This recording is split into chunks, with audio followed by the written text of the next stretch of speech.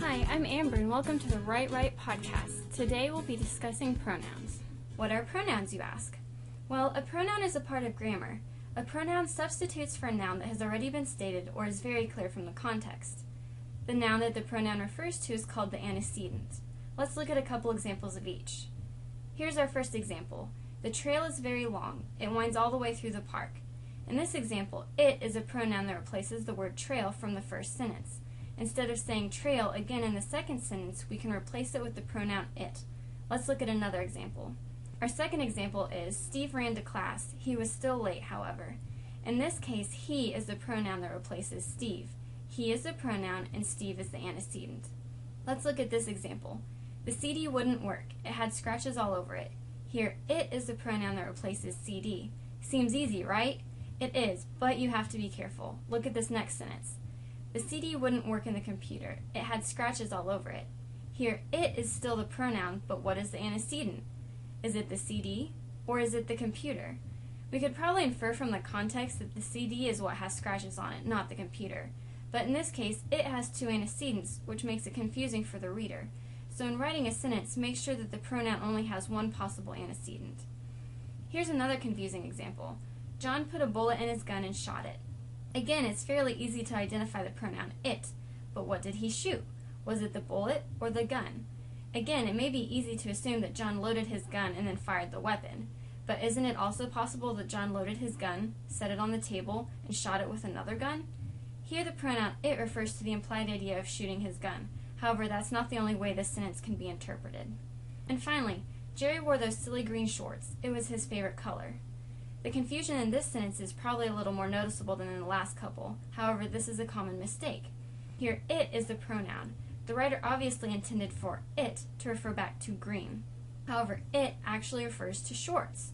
So, a pronoun should not refer to adjectives. Since adjectives modify nouns, the pronoun will always attach itself to the noun instead of the adjective that's modifying the noun.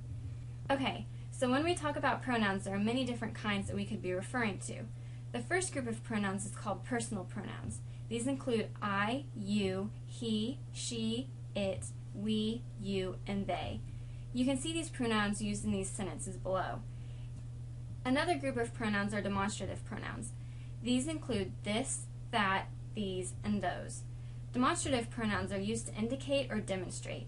These are good. That is mine. What are those? It is important when using demonstrative pronouns that it is very clear from the context what the pronouns are referring to. Make sure the reader knows what that is or what those are.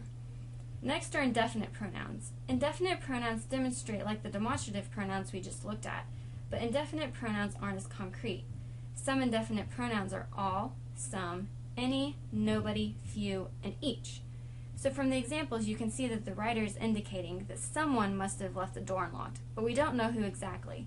So indefinite pronouns are used to indicate and demonstrate nonspecific things. Interrogative pronouns include who, which, where, what, and how. These pronouns are used to ask questions. Who ate the cookies? Which movie did you see? And how did you get there? Possessive pronouns are similar to personal pronouns, except that the possessive pronouns are used to show possession. Some possessive pronouns include my, your, her, his, its, our, and their. You can see how they demonstrate possession in the following sentences. Fido is my dog. Have you seen her cell phone? Let me do your hair. Our next set of pronouns is absolute possessive pronouns, which include ours, yours, theirs, and mine. Absolute possessive pronouns are used to show possession also, but these pronouns, unlike possessive pronouns from the slide before, can stand by themselves. For example, you can see that the pronoun yours can stand alone in the sentence, the movie is yours. Similarly, ours can stand alone in the sentence, the money is as good as ours. Relative pronouns, which, that, who, that includes whom and whose, and where, are used to add information to a sentence. In our first example, the doctor who had really cold hands wanted to take my blood pressure. Who had really cold hands adds more information and more detail about the doctor. The same occurs in the second sentence. Whom I taught for 3 years adds more information about the student. Another kind of pronoun is a reciprocal pronoun. Reciprocal pronouns are used for actions or feelings that are reciprocated. They like one another. They talk to each other every day. One another and each other in this example show a reciprocated relationship. Finally, we have reflexive pronouns. Reflexive pronouns are any pronoun that ends in self or selves. For example, Joe made all the pizza himself, and I don't like doing it myself.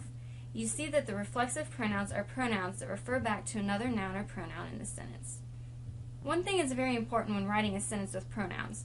Pronouns must agree with their antecedent. Pronouns can be singular or plural, for example, he versus them, so they must agree in number. So for example, everyone is bringing his or her book to class. Pronouns with one in them, like everyone, anyone, none, and no one, are singular. This means that, in this sentence, everyone is singular, so the pronoun his or her must also be singular. Pronouns with one implied, like each, either, and neither, are also singular. So in this example, each of the professors knows his or her students. Each is singular, so the pronoun must be singular also, his or her. Now when you're talking about a group of people, a class for instance, the singular or plural form can be used. It depends on which you'd rather emphasize. If you'd rather emphasize the class as a unit, you would use the singular pronoun its. If you wanted to emphasize the class as a set of individuals, you would use their. And here's a final example. The students attended class even though they didn't want to. Here the noun students is plural, so the pronoun needs to agree in number, they. Well, that's it on pronouns for today. Remember that using pronouns correctly can help make your paper more clear, concise, and less repetitive. The key word, though, is correctly. So as you revise, check your pronouns to make sure they agree in number with the subject and that they don't have too many antecedents. Thanks again for listening to the Texas A&M University Writing Center's Right podcast.